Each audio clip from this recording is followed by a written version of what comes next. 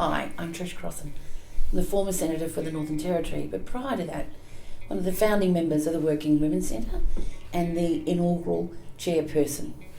So in 1993, we were under the federal Keating government at that time, and that was a government that had made available money to extend working women's centres. There was one based in South Australia, and they were going to put 4 others around the country. I was working for the National Tertiary Education Union, and I was the women's officer at the Trades and Labour Council, which is now known as Unions NT.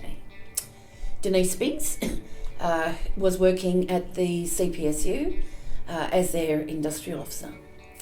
So late January, on a Saturday, I think, the Saturday before Australia Day, she rings me and says, have you seen the ad in today's paper?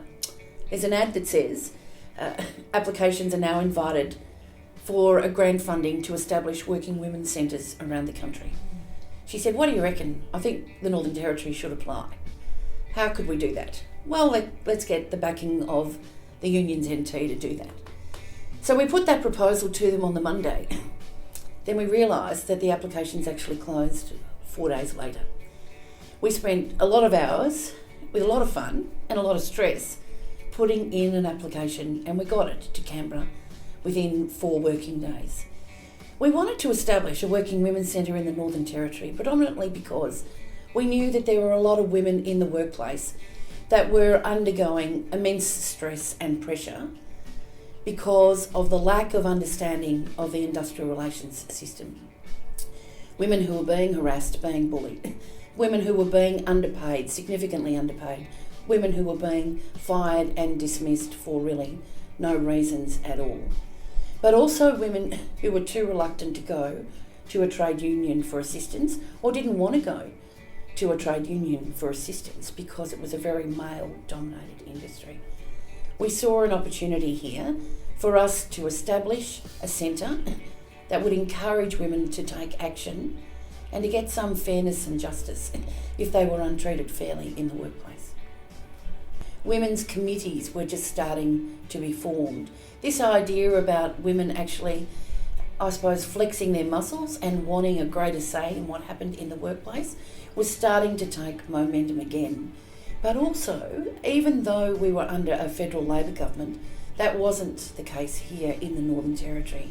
And women were not being treated fairly in the workplace, particularly, I think, outside of the public sector, in the private sector and in community-based organisations.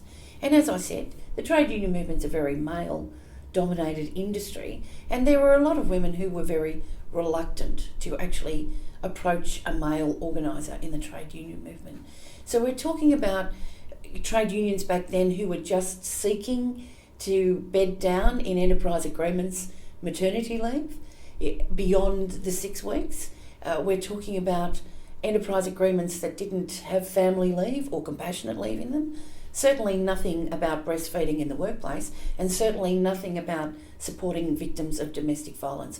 All that has come in the last 20 years, essentially. But I think what we saw was that there were particularly Indigenous women and women from non-English speaking backgrounds who were struggling to know where to go. Denise and I saw an opportunity to actually capture on that. We knew that women were not approaching unions. We knew that when it all got too hard in the workplace, women just walked away. We knew that they were being really stressed. We knew that there was really no assistance for them here in the Territory outside the trade union movement. Well, in fact, there was a lot of support for the Working Women's Centre. When we looked at the criteria and when we sat around and actually brainstormed how or what about the Northern Territory would be different? What was going to be different about our Working Women's Centre, and why did we want it? And we knew that there was 4 on offer, and we knew that there was probably at least 5, probably 6 states that were going to bid for it. We certainly knew that people in Alice Springs were really struggling because the trade union presence in Alice Springs is strong, but not all trade unions have an office in Alice Springs, so it's difficult. We also knew that there were Indigenous workers who worked for Indigenous controlled organisations and community controlled organisations that needed support and assistance. And we certainly knew that there were migrant workers, particularly here in Darwin and in Alice Springs, that wanted that support. So we actually thought what could be different about our Working Women's Centre would be to actually capitalise on the needs and support of those two particular groups. That then got a lot of support and a lot of momentum, particularly, in fact, from people who worked for the Department of Industrial Relations at the time, from the Migrant Resource Centre. We got some support there, and we certainly got support through various Aboriginal controlled organisations in town, like the Aboriginal Women's Shelter, for example. So people were very keen to actually get on board and support us. And we were pretty confident that if we could write the right sort of submission and capture that market, then hopefully we would get the nod to get the funding. So there was support to establish the Working Women's Centre. There was support and recognition for that. It survived for this long because there are some very strong women in this town who are not prepared to let it go, who are not prepared to actually give up the fight. Because when you walk away and if you shut this door, where do people go and where do women go?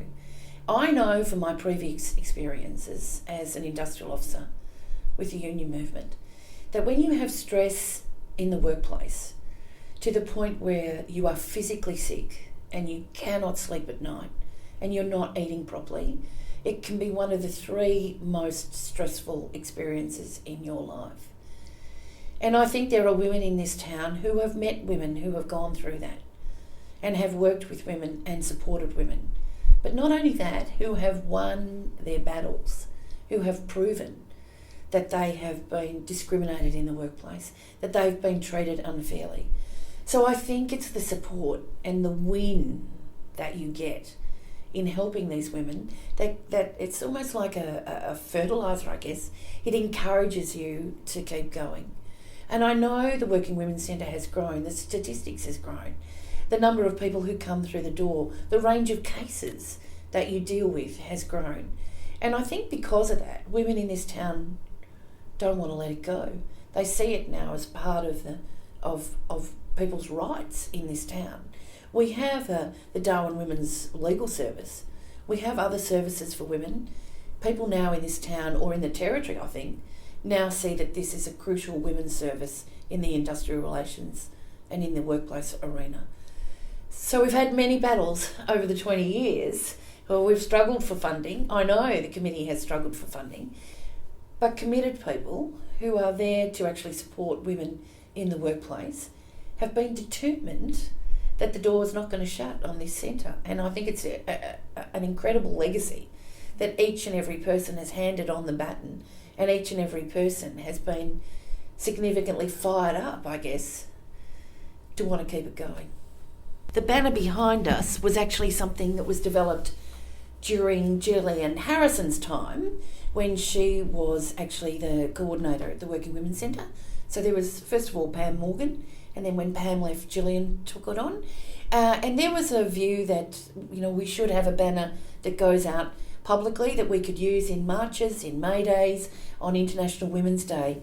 Joanna Barkerman, of course, who is a fabulous artist that deals with textiles and banners, and she had done many banners around town, actually assisted in this. But the background to this is it was workshopped with a whole different variety of women from different backgrounds. This is to represent Alice Springs and the road to Darwin, and the women across the top represent all different sorts of women in the community that the Working Women's Centre would represent. Most of them hand sewn by different women and then put on to the banner essentially. And in a way it became a unique logo for the Working Women's Centre, and it meant something because it had been developed and the concept had been developed by so many different women in the community. Because over the last 20 years I've seen the Working Women's Centre get funding year after year after year. I've sat in Senate estimates and I've asked questions on the 26th of June, will the Working Women's Centre get funding in 4 days' time? And I've been told, yes, it's hidden in some portfolio budget statement in a subgroup under a subheading, under another heading, but it's there. And so we've waited till the last minute to hear if we've got funding. Even Peter Reith, during the Howard government years, was committed to the Working Women's Centre, even though the funding was only a year at a time. Under Labor, we were committed to the Working Women's Centre, and we managed to actually achieve a 3-year funding block, which is heaps better than 1 year because you've got some certainty in planning, and there was enough money to establish the Working Women's Centre in Alice Springs. But I think that the Working Women's Centre has survived this long, and I know that there are strong and committed women who will make sure it continues in the future.